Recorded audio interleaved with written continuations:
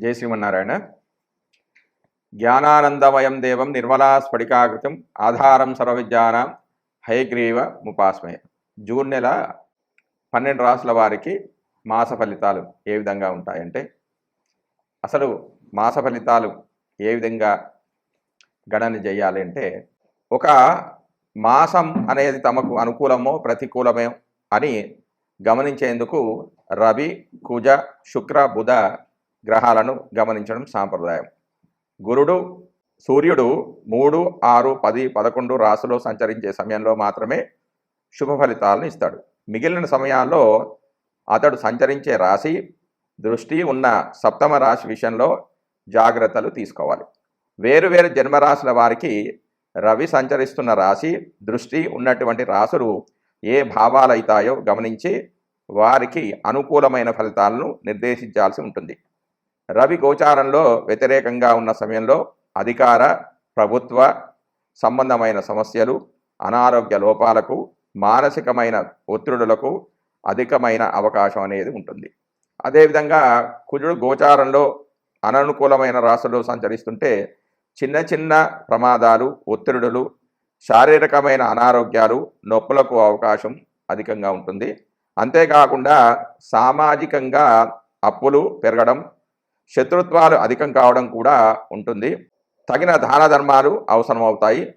3, 6, 11 రాశిలో మాత్రమే శుభ ఫలితాలను కుజుడు ఇచ్చినప్పటికీ తాను సంచరిస్తున్న రాశి, దృష్టి ఉన్నటువంటి 4, 7, 8 రాశులను కూడా ఫలితాల విషయంలో లెక్కలోకి తీసుకోవాలి. బుధుడు గోచారంలో అననుకూల ప్రదేశాల్లో ఉన్నప్పుడు వ్యాపారాదుల్లో లోపాలకు అధికమైన అవకాశం ఉంటుంది. అంటే వ్యాపార నష్టాలు ఎక్కువగా జాతకుడు చూస్తాడు. పెట్టుబడులు అనేవి ఫలించవు. స్ఫురణ శక్తి లోపిస్తుందంటే జ్ఞాపశక్తి అనేది లోపిస్తుంది. శారీరక చైతన్యం తగ్గిపోయే సూచనలు ఉన్నాయి. కొంత బలహీన మనస్తత్వం, ఆలోచన తత్వంలో లోపాలకు అవకాశం అనేది కలుగుతుంది. రోగ నిరోధక శక్తి లోపించడం వల్ల కలిగే సమస్యలు అన్నవి పెరుగుతాయి. బుధుడు 2, 4, 6, 8, 10, 11 స్థానాల్లో శుభ ఫలితాలు ఇస్తాడు. తాను చూస్తున్న భావాలను కూడా శుభాన్ని ఇస్తాడు. శుక్రుడు అధిక స్థానాల్లో గోచారిత్యా అనుకూలంగానే ఉన్నప్పటికీ బలహీనమైన గోచార ఫలితాలనిచ్చే స్థానాల్లో మనోభిష్టాలు నెరవేరక ఇబ్బంది పడుతూ ఉంటారు.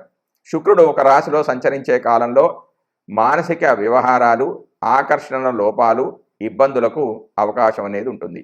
అవగాహన లోపాలుంటాయి. శరీరంలో హార్మోన్ల లోపాలు ఏర్పడతాయి.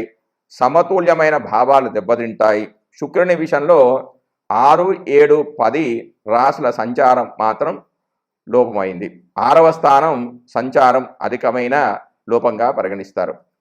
భార్యాభర్తల మధ్యలో అభిప్రాయ భేదాలకు కూడా ఇటువంటి అంశాలు కారణమవుతాయి. మానసిక ఒత్తిడి తీవ్రంగా ఉంటుంది. ఒక నెల రోజులు కొంత ఎక్కువ తక్కువలతో కూడుకున్న రోజుల్లో సంచరించే గ్రహాలు ఇవి. అందువల్ల వీటి ద్వారా కలిగే ఫలితాలు ఆ మాసాదులకు కలిగి ఉంటాయి. అయితే శుభ సమయంలో కార్యక్రమం ప్రారంభించి పూర్తి చేయడానికి ఇటువంటి అనుకూల గ్రహ సంచారాదుల వల్ల శుభ ఫలితం అధికంగా ఉంటుంది. జై శ్రీమన్నారాయణ. వృశ్చిక రాశి వారికి జూన్ నెలలో గోచార ఫలితాలు, రవి ఫలితాలు. వృశ్చిక రాశి వారికి రవి మే 15 నుండి జూన్ 14 వరకు సప్తమ రాశిలోను, జూన్ 15 నుంచి జూలై 16 వరకు అష్టమ రాశిలోను ప్రవేశిస్తున్నాడు. ఈ 2 స్థానాలు కూడా అశుభ ఫలితాలను ఇస్తాయి. శ్రమకరమైన కష్టమైన ప్రయాణాలు చేస్తారు. భార్య పీడ, బంధుద్వేషము, మానసికమైన ఆందోళన కలుగుతాయి. మిత్ర విరోధము, అధిక ధన వ్యయము, అధికారుల యొక్క ప్రతికూలత లాంటివి జరగవచ్చు. వీటితో పాటుగా సప్తమ దృష్టి చేత లగ్న, ద్వితీయ భావాలకు కూడా భావ ఫలితాలను కూడా జాతకుడు అనేది పొందుతాడు. అకాల భోజనము, ఆందోళన, పరుషంగా మాట్లాడడం, మూర్ఖ పట్టుదలకు వెళ్ళడం, వృధా ప్రయాస లాంటివి కూడా జరగవచ్చు.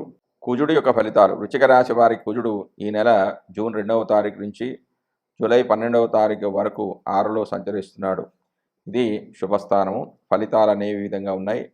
శత్రువులపై జయము, నూతన వస్త్ర సేకరణ, ఇంతకుముందు ఉన్న గొడవలు సద్దుమడుగుతాయి. ఆర్థిక లాభము చేకూరుతుంది. అయితే కుజుడు తన ప్రత్యేక దృష్టి చేత లగ్న షష్టమ వ్యయ భావాలను కూడా వీక్షించడం వల్ల ఈ భావ ఫలితాలు కూడా అనుభవయోగం అవుతాయి. విరోధాలు, గాయాలు, బంధు విరోధం, భార్యా విరోధం, ధన వ్యయము, అధికారులతో విభేదాలు, రక్త సంబంధమైన వ్యాధులు రావడం, వృధా ప్రయాణాలు, ఆందోళన, పరాభవం, ధన నష్టం లాంటివి కూడా జరగవచ్చు. బుధుడి యొక్క ఫలితాలు. వృశ్చిక రాశి వారికి బుధుడు జూన్ 1వ తారీఖు నుండి జూన్ 14 వరకు సప్తమంలోను, జూన్ 15 నుంచి జూన్ 29 వరకు అష్టమంలోనూ సంచరిస్తున్నాడు. సప్తమ భావ ఫలితాలు అనేవి ఈ విధంగా ఉన్నాయి. కార్య విఘ్నము, అశాంతి, కుటుంబ కలహాలు, విరోధం, అనారోగ్యము. అష్టమ స్థానంలో సంచరించినప్పుడు మిశ్రమ ఫలితాలనేవి గోచరిస్తాయి.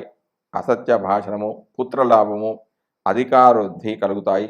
అకాల భోజనము, బంధువైరము, దుష్ట సహవాసము, సజ్జన సహకారము, కార్యానుకూలత లాంటివి కూడా ఫలిస్తాయి. గురుడు యొక్క ఫలితాలు.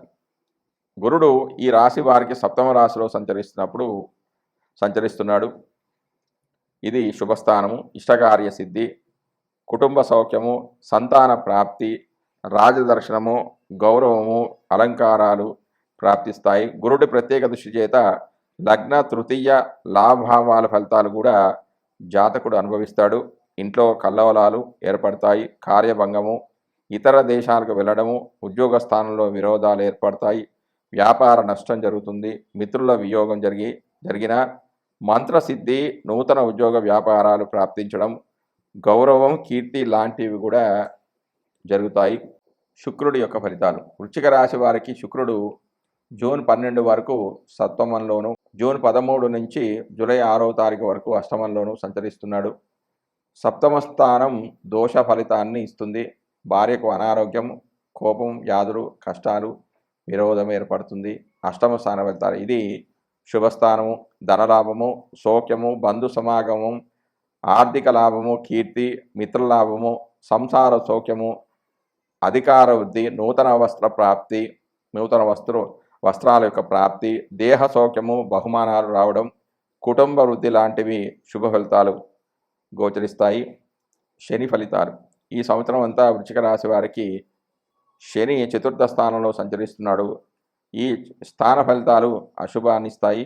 ధన మిత్రాది నష్టము, మనక్లేశము, కలత్ర బంధు సౌఖ్యము, బాధలు, వృధా ప్రయాణాలు, వృత్తి నష్టము, పాప కార్యాచరణ, ఆదాయ నష్టము, ఉద్యోగమందు బాధలు, వీటితో పాటుగా గృహ నిర్మాణాలు చేసుకోవడం, బంధుమూలకంగా సంతోషం కలగడం, శత్రుక్షయం కావడం లాంటి శుభ ఫలితాలు కూడా గోచరిస్తాయి.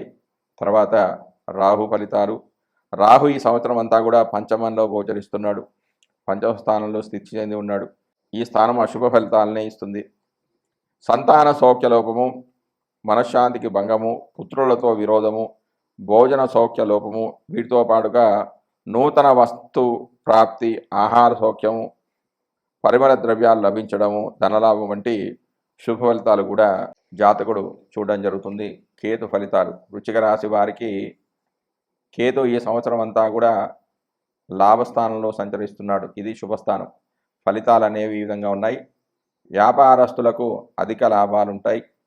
నూతన వస్తువులు లభిస్తాయి. ఆహార సౌఖ్యము, పరిమళ ద్రవ్యాలు లభిస్తాయి.